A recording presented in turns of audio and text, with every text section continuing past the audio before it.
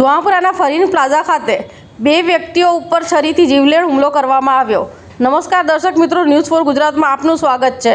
અમદાવાદ શહેરના જુહાપુરા ખાતે કાલે રાત્રિના બે શખ્સો દ્વારા ધારદાર છરીથી બે વ્યક્તિ પર જીવલેણ હુમલો કરવામાં આવ્યો હતો, જેમાં ઘાયલ વ્યક્તિઓને તાત્કાલિક હોસ્પિટલ ખાતે ખસેડવામાં આવ્યા હતા।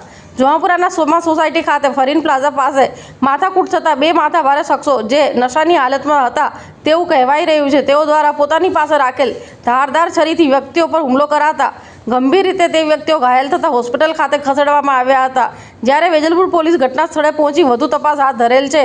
આરોપીઓની શોધખોળ હાથ ધરવામાં આવેલી છે। Bureau report, news for Gujarat, Sharif Ganchi. દર્શક મિત્રો, ન્યૂઝ ફોર ગુજરાતમાં આપનું સ્વાગત છે।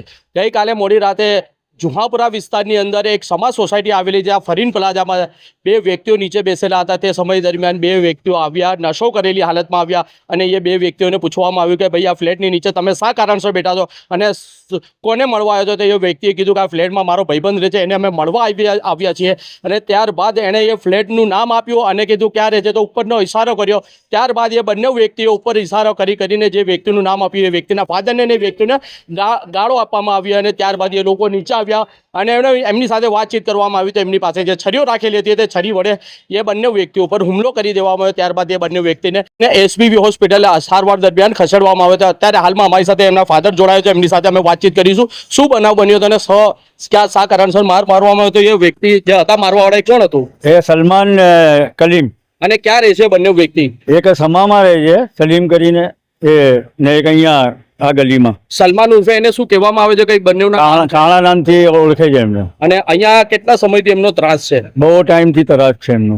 અને તો તમે પોલીસને આગળ એની જાણ કરી કે એટલા સમયથી આ લોકો અહીંયા ડરના હિસાબે નહીં કરી, પછી આવે ને આપણા ઉપર હુમલો કરે એટલા માટે। હા, તો જો કર્યું હોત તો આજે આ બનાવ ના બને। ડરના હિસાબે તમે પોલીસને જાણ નથી કરી, છતાંય તમને આજે છરીઓ તમારા છોકરાને મારવામાં આવી। એ સમય દરમિયાન જો તમે પોલીસનો સહારો લીધો હોત તો આજે આ બનાવ બનત કરી। પેલા આટલા ટાઈમથી અમે રહીએ છીએ, પણ હવે શું બોલે કે કોના સાથે લડીએ?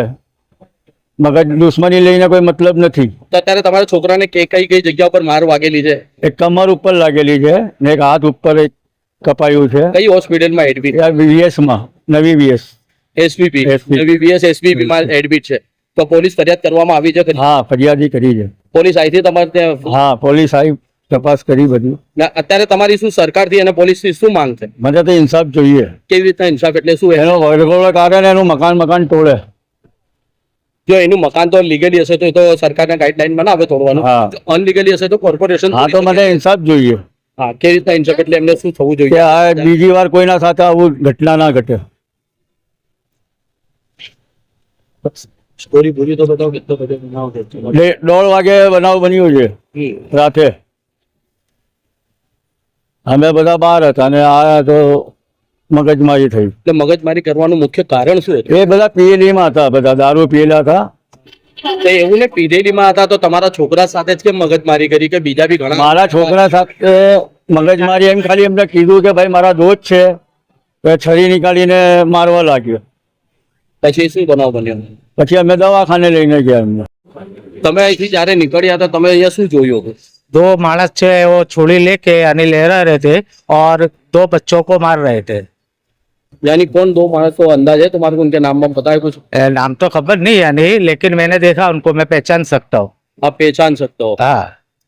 यानी किसको यहाँ दो जनों को छुरी मारे? दो बच्चे थे यानी 22-23 साल के, उनके ऊपर उन्होंने हमला किया, यानी पीछे कमर पे लगी और कोई बचाने वाला नहीं था, लेकिन ऐसा लगता है उनका त्रास ज्यादा है।